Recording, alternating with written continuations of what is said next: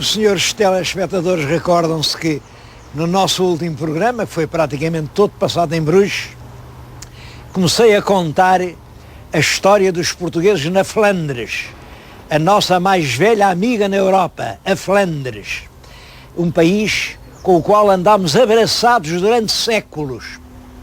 Bom, mas aí disse que há realmente dois períodos. Um período que vai até ao fim do século XV, que é o período de Bruges, tudo isso foi feito em Bruges, e agora estou numa cidade diferente. Estou em Antuérpia, porque a presença portuguesa não só continuou, como se intensificou imensamente, mas agora passa a ter a sua sede aqui na cidade de Antuérpia. Esta porta de que estou a falar, isto é uma coisa já muito antiga, uma coisa do século XI. Havia aqui um penedo, um rochedo grande, ao pé do rio, e no rochedo fizeram um castelo. Portanto, o castelo chama-se o Castelo do Rochedo. É claro que é Steen. Steen, na língua flamenga, porque é o Stone em inglês, quer dizer o Castelo do Penedo. Era um penedo que havia aqui.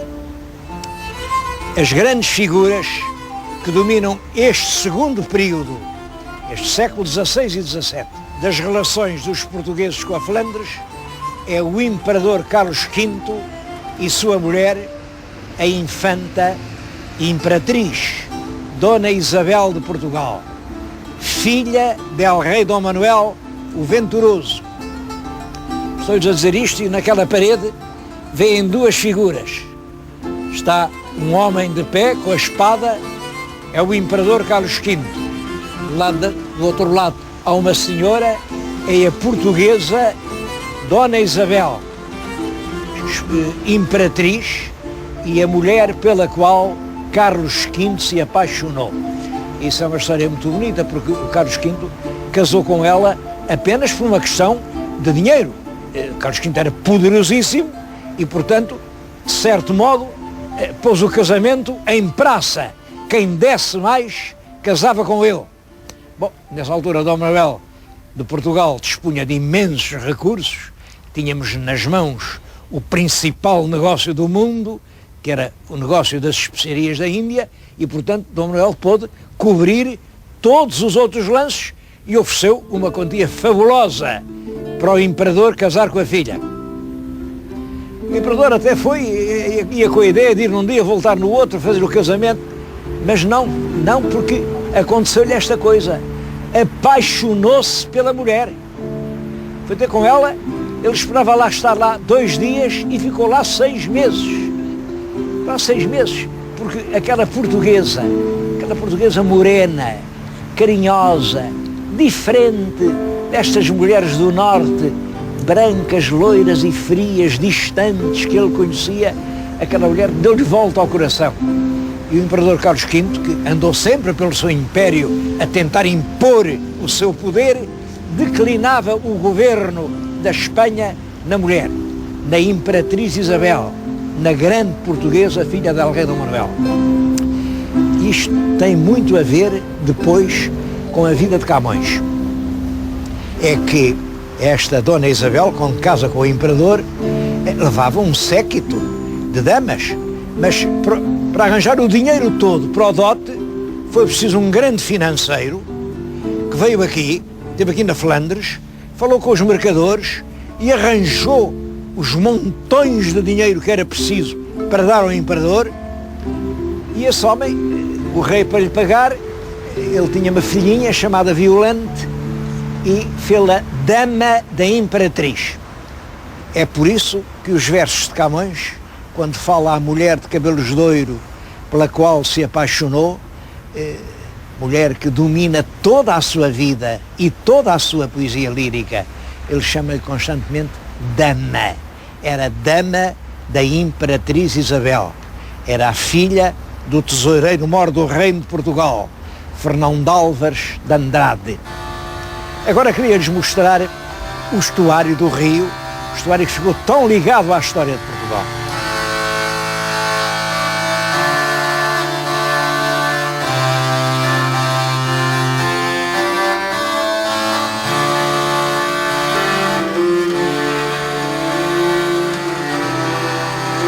Claro que com o canal completamente assoreado, Bruges não podia mais ser uma cidade comercial.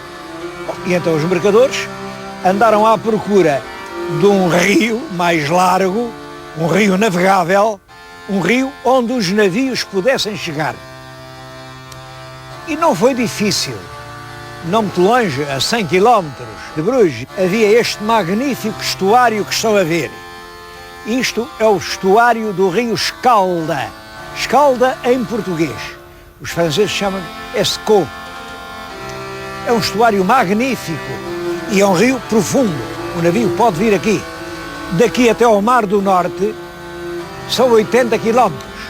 E, portanto, é daqui que se parte para a Inglaterra. Mais, a 15 km já é Holanda. É Holanda. Bom, isso fez com aqui juntavam-se, portanto, mercadores de todo o mundo. Está no sítio onde se junta a Bélgica com a Holanda. Mas esse porto, portanto Hérpia, é o segundo porto da Europa. O primeiro é holandês, é o de Roterdão. Um dos maiores portos de navegação do mundo. Do mundo. Isto tem muito a ver connosco pelo seguinte. Realmente, até ao fim do século XV, a Flandres mandava para Portugal os seus tecidos, as suas tapeçarias, as suas armas, os seus metais, todas as manufaturas de luxo. Olhem, as salas, uma sala fidalga, era armada com tapeçarias, panos de armar, era daqui que ia tudo quanto era luxo. Bom, e nós mandávamos para cá o pouco que tínhamos, mas que não era mau. Mandávamos o nosso azeitinho, que aqui não há azeite. Mandávamos o nosso vinho, que é melhor que o deles. Mandávamos a nossa cortiça. Mandávamos, bom, o que tínhamos. Mas a partir do fim do século XV, Portugal tem uma mercadoria completamente diferente para exportar. E agora é uma mercadoria que vai fascinar e seduzir todo este norte da Europa. São as especiarias da Índia. Todos os anos chegam ao Tejo pesadas naus com centenas de toneladas de canela, de pimenta, de gengibre, de ruibarbo, de cravinho da Índia e de seda, de diamantes, de preciosidades. Bom, chegam ao Tejo, esta gente percebe que está ali o grande negócio do século, saem daqui, vão buscá-las ao Tejo, onde a gente as vende baratas, e é aqui neste sítio, junto, o cais é aqui, junto deste castelo, aqui, que se desembarcam milhares de toneladas de especiarias que os portugueses trouxeram da Índia. Trouxeram da Índia e pelo preço das suas vidas e de inenarráveis sacrifícios punham as especiarias na Europa. Os flamengos saíam aqui deste rio, dos seus naviositos, iam buscá-la a Lisboa, onde a compravam barata, voltavam aqui e aqui era o ponto de redistribuição da mercadoria asiática por todo o norte da Europa. Daqui chegava à Alemanha, chegava à Rússia, chegava à Dinamarca, chegava à Inglaterra. Portanto, o principal importador de mercadorias portuguesas eram realmente os flamengos. Era a Flandres. Daí que a Flandres tenha ficado tão profundamente ligada a Portugal. Sou-lhes a contar isto aqui, junto do estuário do rio Escalda, que foi, portanto, o grande companheiro do Tejo na distribuição das riquezas asiáticas por este norte da Europa. Com isso, vieram, por exemplo, os diamantes. Ainda hoje há aqui um bairro, nesta cidade, um bairro chamado dos Diamanteiros. Bom, quem trouxe os diamantes da Índia foram os portugueses, com o Vasco da Gama. Quem os lapidava e os punha em joias que se vendiam em todas as cortes da Europa já eram os flamengos. Os flamengos eram os grandes lapidadores, nós os grandes importadores do diamante. Bom, mas esta é só uma das muitas maneiras pelas quais a Flandres ficou ligada a Portugal.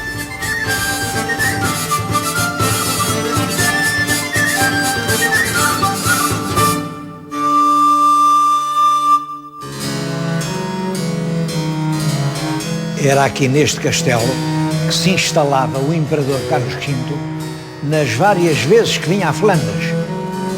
A Flandres fazia parte do seu império e, portanto, ele instalava-se aqui. Hoje, o castelo está transformado num modelar museu de marinha. Tem modelos dos navios de todas as épocas e recordações das grandes viagens. O museu só por si justifica uma visita a Antuérpia, podem crer. Bom, uma das recordações mais comoventes que aqui estão é, para mim, a carapedra. Ela está ali como se fosse original e, efetivamente, é uma cópia rigorosamente perfeita do padrão que o navegador português Diogo Cão levantou na foz do rio Zaire quando os portugueses ali chegaram, no ano de 1485. Diogo Cão já andava, nessa altura, por ordem do rei Dom João II, à procura de um caminho marítimo para a Índia. Havia a ideia de que era possível, navegando para o Oriente, chegar à Índia. Bom, mas havia aquela muralha do continente africano, aquela costa nunca mais acabava. Os portugueses chegaram a acreditar que, entrando no Zaire, e navegaram por aí fora, levando já os navios à sirga, quer dizer, puxando os navios com cabos pelas margens, chegaram até umas pedras, as pedras de Alala, e lá está escrito ainda hoje: aqui chegaram os navios da El Rei de Portugal. E um deles é o navio do Diogo Cão. Bom, este padrão é um padrão que o Diogo Cão deixou na foz do rio Zaire para sinal de que tínhamos sido nós os primeiros a chegar lá. É um padrão que me comove porque eu próprio visitei aquele padrão com uma turma de estudantes portugueses do Instituto Superior de Estudos Ultramarinos em 1960. 60 é o ano da independência do Congo, que tinha sido belga, que estava sob, enfim, a dominação do Estado belga. Mas em 60 o Congo tornou-se independente e a grande maioria da população europeia saiu de lá, e eu estava junto da foz do rio, junto deste padrão, quando passava um navio carregado com centenas e centenas de belgas que fugiam. Eu e os meus estudantes fomos pôr uma grande coroa de flores na base deste padrão e uma frase que nessa altura me parecia verdadeira, que era: vocês partem, mas nós ficamos. É preciso ter a coragem de nunca dizer frases definitivas, afinal toda a gente partiu.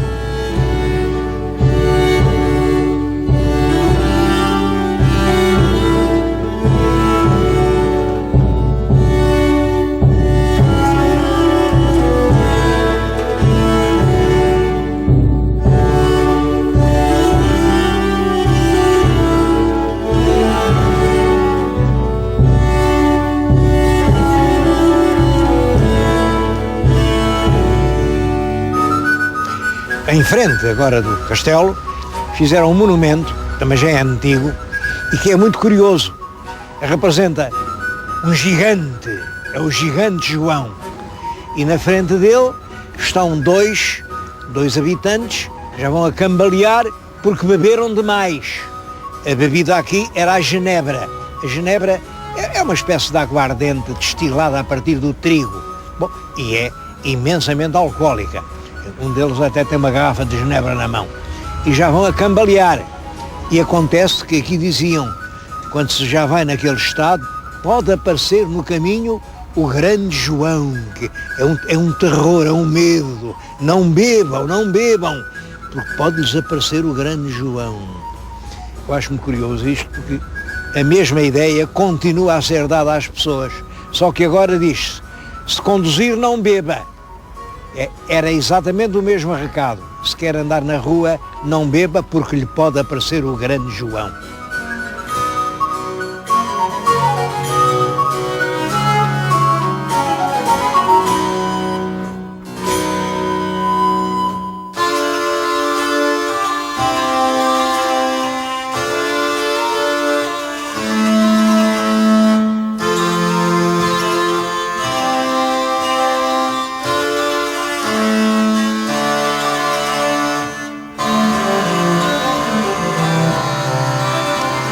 Foi aqui, na cidade de Antuérpia, que se passou um episódio extremamente curioso, muito ligado com a história de Portugal e que, infelizmente, pouca gente conhece. Imaginem isto. O imperador Carlos V, acompanhado por toda a sua corte, e nessa corte vinha o embaixador de Portugal, acompanhado por um legado do Papa, um cardeal austero, respeitadíssimo, por dezenas de bispos, por duques, condes, fidalgos, toda a corte passa por aqui, porque o imperador vinha da Alemanha para tentar apagar aquele terrível incêndio que era a reforma pregada pelo Lutero. O Lutero não concordava com a venda das indulgências, porque os papas em Roma, para construir aquela grande igreja de São Pedro, precisavam de dinheiro. Então começaram a vender indulgências. Indulgências era um documento, passava-se o papel e diz que Nosso Senhor, lá no céu, perdoava os nossos pecados se a gente pagasse aquele dinheiro. É claro que um verdadeiro crente não podia aceitar isso, não podia aceitar uma coisa dessas. Podem crer que não é com dinheiro que se compra o céu, podem crer. E, portanto, na Alemanha, um movimento contra, os políticos aproveitaram-se logo, os príncipes ligaram-se, numa liga contra o imperador, é a Liga de Smalkalde. Tudo isto é em 1531, e é nesse mesmo ano o imperador, desanimado, passa por aqui, e então o embaixador de Portugal recebeu a notícia de que lá em Lisboa nasceu um menino, filho do rei Dom João III e da rainha Dona Catarina. E, portanto, resolveu dar uma festa, aqui uma grande festa, em que esteve o imperador, em que esteve o legado do Papa, estiveram os bispos, os cardeais, toda a corte. Eu não sei em que sítio foi a festa, nem há documento nenhum que nos diga em que sítio foi a festa, mas sei que estavam lá centenas de pessoas. E eu estou a gravar agora isto aqui na Catedral da cidade, um lugar que já existia no tempo de Carlos V. É perfeitamente possível, uma vez que estava um cardeal que representava o Papa e que estava o próprio imperador, que a festa fosse aqui.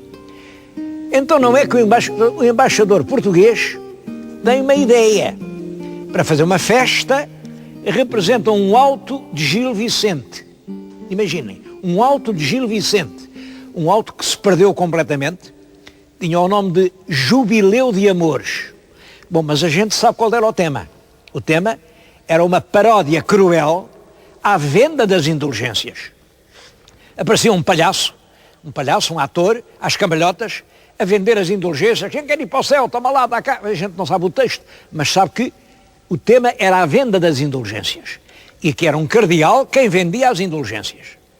Bom, mas diz que o embaixador disse que não tinha fato de cardeal e barrete de cardeal e, portanto, mandou pedir emprestado ao verdadeiro cardeal de Roma e representante do Papa, mandou-lhe pedir emprestado o barrete cardinalício, imaginem. E foi com esse barrete que o palhaço português, aqui aos pinotes, fez troça das indulgências. É claro, diz a notícia, a gente sabe isso porque isto está escrito, diz que todo o templo vinha abaixo com gargalhadas, toda a gente achou uma grande, toda a gente se ria imenso. Bom, mas vinha lá um bispo muito severo e com um pouco sentido de humor, que não achou graça nenhuma àquilo, não achou graça nenhuma. E escreveu para o Papa, a fazer queixa do rei de Portugal. Então um rei que diz que é tão cristão, permite uma coisa destas, desde o saque de Roma que não há um escândalo tão grande. E o Papa escreveu ao rei de Portugal a dizer que realmente não podia ser e que era preciso castigar o autor daquela coisa horrorosa, que era o Gil Vicente. Por causa disso, Gil Vicente tem um processo na Inquisição, é condenado a passar 2 anos recluso num convento. Ele diz, é a Serra Mínia, eu julgo, Serra Mínia quer dizer um convento de frades menores, julgo eu. Até julgo que era no Fundão. Não tenho a certeza. E a partir daí já só faz mais um auto na corte, que é a Floresta de Enganos, onde ele nos conta tudo isso, e diz que por causa dessa representação foi condenado ao silêncio, quer dizer, a passar o resto da vida amarrado a um parvo que representa a censura. É claro que esta história, isto acabou com a carreira literária de Gil Vicente na corte, completamente, mas tem um outro aspecto, um aspecto tenebroso. É que este mesmo embaixador que acompanhava o Carlos V era quem estava a tratar em Roma de conseguir a Inquisição para Portugal. Nós não tínhamos Inquisição. O embaixador estava a ver se conseguia. O Papa não dava a Inquisição porque os judeus diziam, não, eles querem o nosso dinheiro. E o Papa protegia também os judeus. Não dava a Inquisição. E o embaixador, com este auto, fez ver ao imperador e ao legado do Papa que em Portugal também havia ideias perigosas. Também havia quem fizesse troça da venda das indulgências. Portanto, não era só uma questão de judeus, era uma questão da heresia protestante que era preciso debelar. Acho que este facto é muito importante porque, claro, liga-se à carreira de um dos maiores escritores portugueses de todos os tempos e liga-se de uma maneira decisiva. Gil Vicente, no fim da vida, foi amordaçado e impedido de rir e de fazer rir a sua corte. Eu acho que foi aqui, sei que foi aqui nesta cidade, não sei o lugar, mas é bem possível que não tenha sido longe daqui.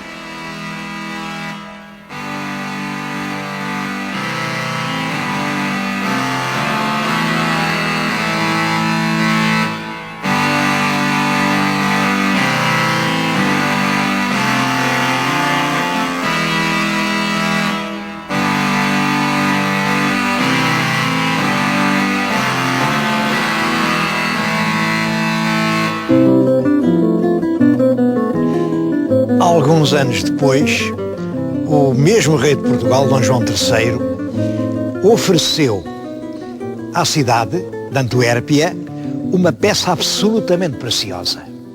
É um grande relicário de prata. Tem 36 edículas e dentro de cada uma está um fragmento de osso que se diz ser a relíquia de um santo. O que se diz em baixo, leem, relíquia, depois tem 36 santorum, quer dizer, relíquias dos 36 santos. Se virem na outra face, dizem, em Portugal, e depois a data, 1543. É uma prenda do rei de Portugal à cidade de Antuérpia, não sei se tem alguma relação com o desacato que aqui fez o embaixador, de qualquer maneira, nessa altura, o rei de Portugal já tinha conseguido o que queria, já tinha lá a bula da Inquisição, já tinha ardido o primeiro auto de fé. De qualquer maneira, é impressionante esta lembrança portuguesa que se mantém desde então e até agora aqui, sempre objeto do maior respeito e da maior devoção.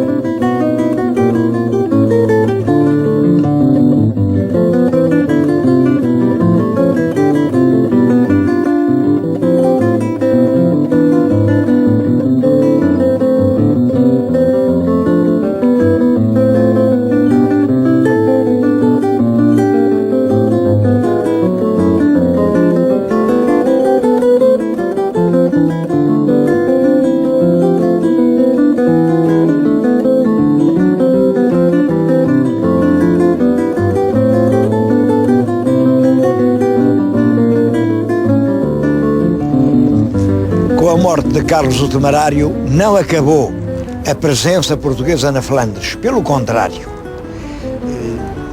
no século XVI, ela tornou-se dominante. Portugal era a nação com maior prestígio em toda a região da Flandres. Isso dura até que realmente Filipe II proíbe os flamengos de ir ao Tejo buscar as especiarias. Nessa altura, é claro, os flamengos, já que não podiam ir lá para escolas, foram até à Índia, violaram o nosso monopólio do Cabo da Boa Esperança e a Flandres começou a viver à custa dos seus próprios navegantes. Mas depois disso, a presença portuguesa nunca terminou.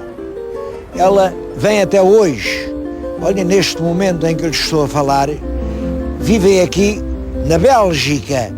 Bélgica é uma palavra nova, porque a Bélgica como Estado só nasce do século XIX, em 1830. Nós nunca dissemos Bélgica, dissemos sempre a Flandres. A Flandres, que ocupava a atual província da Flandres e toda esta vasta região que hoje é a Bélgica. Hoje há 35 mil portugueses na Bélgica.